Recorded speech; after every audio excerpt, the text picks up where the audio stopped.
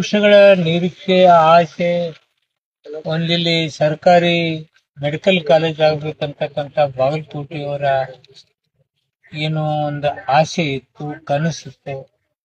ಅದನ್ನ ನೆರವೇರಿಸಲಿಕ್ಕೆ 14ನೇ ತಾರೀಕನ್ನು ಬರ್ತಾ ಇದ್ದಾರೆ. ಅದ್ರ ಜೊತೆಗೆ ಇದ್ರ ಹಿಂದ್ಗಡೆ ಪ್ರಯತ್ನ ಹಾಗೂ ಮೆಡಿಕಲ್ ಕಾಲೇಜ್ ಬೇಕು ಅಂತಕ್ಕಂತ ವಿಚಾರ ಬಹುದಿನಗಳಿಂದ ದಿವಂಗತ HY ಮೇಟಿ ಅವರ ಪ್ರಯತ್ನದ ಫಲದಿಂದ ಇವತ್ತು 14ರಂದು ಶಂಕುಸ್ಥಾಪನೆ ಕಾರ್ಯಕ್ರಮ ಇದೆ.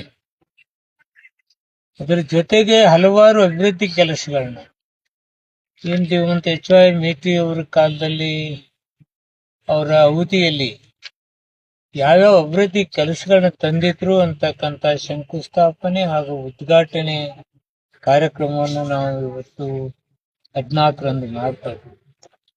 ಒಂದು ಖುಷಿ ಏನಪ್ಪಾ ಅಂದ್ರೆ ಮುಖ್ಯಮಂತ್ರಿಗಳು ಬಾಗಲಕೋಟೆಯಲ್ಲಿರ್ತಕ್ಕಂಥ ಪ್ರೀತಿ HY ಮೇಟಿ ಅವರ ಪ್ರಯತ್ನದಿಂದ ಒಂದು ಮೆಡಿಕಲ್ ಕಾಲೇಜ್ ಬರ್ತಾ ಇದೆ.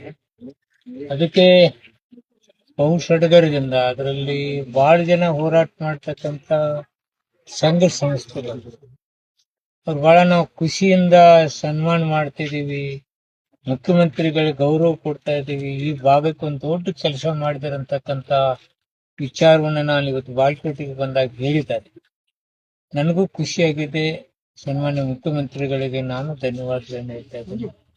ಕಾರ್ಯಕ್ರಮ ವಿಜೃಂಭಣೆಯಿಂದ ಕಾರಣ ಇಷ್ಟೇ, ಬಡವರು, ಮಧ್ಯಮ ವರ್ಗದವರು ಇದೊಂದು ಕಾಯಕಲ್ಪ. ಇಂಥ ಒಂದು ಕೆಲಸಕ್ಕೆ ಮುಖ್ಯಮಂತ್ರಿಗಳು ಮುಂದಾಗಿದ್ದರಿಂದ ಆ ಕಾರ್ಯಕ್ರಮ ಯಶಸ್ವಿ ಆಗ್ತಾ ಇದೆ. ನಾನು ಮನವಿ ಮಾಡ್ಕೋತೀನಿ ಬಾಗಲಕೋಟೆ ಜನತೆಯಲ್ಲಿ ಇಂಥ ಒಂದು ಅದ್ಭುತವಾದ ಕಾರ್ಯವನ್ನು ಮಾಡಿ ಅದಕ್ಕೆ ಶಂಕುಸ್ಥಾಪನೆ ಮಾಡಲಿಕ್ಕೆ ಮುಖ್ಯಮಂತ್ರಿಗಳು ಬರ್ತಾರೆ. ಬನ್ನಿ, ಭಾಗವಹಿಸಿ. ತಾವು ಈ ಕಾರ್ಯಕ್ರಮದಲ್ಲಿ ಬಂದು ತಮ್ಮ ವಿಚಾರಧಾರೆಗಳನ್ನ ಮುಖ್ಯಮಂತ್ರಿಗಳಿಗೆ ಅಭಿನಂದನೆ ಕೆಲಸ ಮಾಡ್ತಕ್ಕಂಥ ಕೆಲಸ ತಾವು ಮಾಡುತ್ತೆ ವಿನಂತಿ ಮಾಡಿ.